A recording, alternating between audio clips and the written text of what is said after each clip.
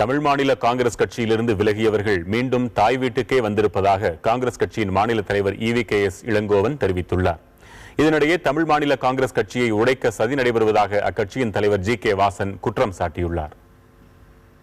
காங்கிரஸ் கட்சியை பொறுத்தவரையில் ஒரு நல்ல சூழ்நிலை ஏற்பட்டிருக்கின்றது. தமிழகத்திலே இருக்கின்ற இரண்டு கட்சிகளுக்கு பிறகு நாமும் ஒரு பெரிய கட்சி என்ற நிலைமை இப்போது உருவாகி இருக்கின்றது. குறிப்பாக பீட்டரை போன்றவர்கள் எல்லாம் வந்தது காங்கிரசுக்கு இழந்த பலத்தை மீண்டும் தருகின்ற ஒரு நல்ல அம்சமாக இருக்கின்றது.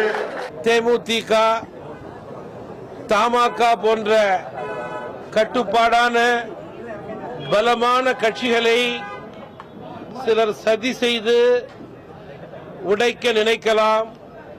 ஆனால் அவருடைய எண்ணம் ஒருபோதும் நிறைவேறாது என்பதை நான் இந்த நேரத்திலே தெரிவிக்க விரும்புகிறேன்.